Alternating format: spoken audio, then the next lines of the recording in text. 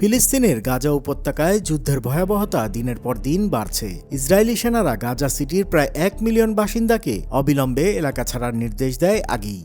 ইসরায়েলের প্রধানমন্ত্রী Benjamin Netanyahu ঘোষণা দিয়ে জানান, শহর দখলের লক্ষ্যে শুরু হচ্ছে নতুন সামরিক অভিযান। আর এমন পরিস্থিতিতে বেড়েই চলছে মানবিক বিপর্যয়। ফলে তীব্র হচ্ছে আন্তর্জাতিক উদ্বেগ, কিন্তু নেওয়া হচ্ছে না কোনো কার্যকর পদক্ষেপ। বর্তমান পরিস্থিতিতে গাজার সবচেয়ে বড় নগর কেন্দ্র গাজা সিটি এখন ইসরায়েলি আক্রমণের প্রধান লক্ষ্য। সোমবার ইসরায়েল জানায় বিমান হামলা বাড়ানো হচ্ছে এবং স্থল অভিযানের জন্য সেনারা প্রস্তুতি নিচ্ছে। আন্তর্জাতিক দাতব্য সংস্থা অ্যাকশন-এইড বলছে, এই দখল অভিযান গাজায় অসংখ্য বেসামরিক মানুষের জীবনকে মারাত্মক ঝুঁকিতে ফেলছে। বিশেষ করে গর্ভবতী নারী ও শিশুদের অবস্থা সবচেয়ে ভয়ঙ্কর।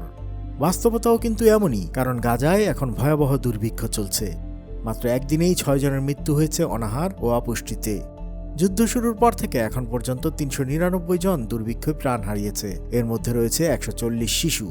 অ্যাকশন-এইডের স্থানীয় অংশীদার সংগঠনগুলোর অনেকেই গাজা সিটিতেই কাজ করে। মোহাম্মদ আল মাধুন, তাদেরই একজন কর্মী, জানিয়েছেন, শহরের ড্রোন, রোবট ও আর্টিলারি হামলায় প্রতিনিয়ত ধ্বংসযজ্ঞ চলছে।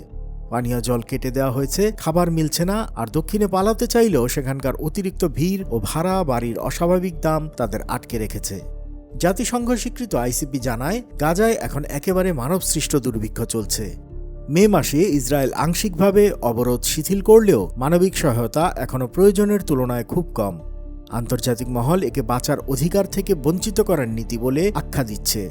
ফরাসি প্রেসিডেন্ট সহ ইউরোপীয় নেতারা উদ্বেগ জানালেও এখনও কোনো কার্যকর উদ্যোগ দেখা যাচ্ছে না। এমন পরিস্থিতিতে অ্যাকশন-এইড এবং আরও অনেক মানবাধিকার সংগঠন জরুরি ভিত্তিতে স্থায়ী যুদ্ধবিরতির আহ্বান জানাচ্ছে।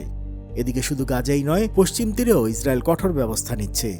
জেরুজালেমে বাস স্টপে 2 ফিলিস্তিনি বন্দুকধারীর হামলায় 6 জন নিহত হওয়ার পর তাদের গ্রামের ঘরবাড়ি ভেঙে ফেলার নির্দেশ দিয়েছে ইসরায়েলি প্রতিরক্ষামন্ত্রী। এছাড়া প্রায় 750 জনের কাজের অনুমতিও বাতিল করা হয়েছে। মানবাধিকার সংগঠনগুলো এটিকে সরাসরি সমষ্টিগত শাস্তি বলছে, যা আন্তর্জাতিক আইনে নিষিদ্ধ। একদিকে গাজা সিটি দখলের ইসরায়েলি পরিকল্পনা যুদ্ধকে করছে দীর্ঘায়িত, আর অন্যদিকে সেই যুদ্ধের ফলে নেমে এসেছে মানবিক বিপর্যয়। নিহতের সংখ্যা প্রতিদিন বাড়ছে। শুধু যুদ্ধের গোলাবারুদে নয়, খাদ্যের অভাব বা দুর্ভিক্ষও বাড়ছে মৃত্যুর মিছিল। আর তাই সবার মাঝে প্রশ্ন, কবে থামবে এই যুদ্ধ? গাজায় মানুষ হিসেবে জন্ম নেওয়াটা কি অপরাধ?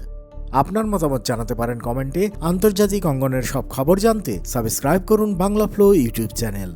একই সঙ্গে লাইক, কমেন্ট করে সংযুক্ত থাকুন বাংলা ফ্লো ফেসবুক, ইনস্টাগ্রাম ও টিকটকে।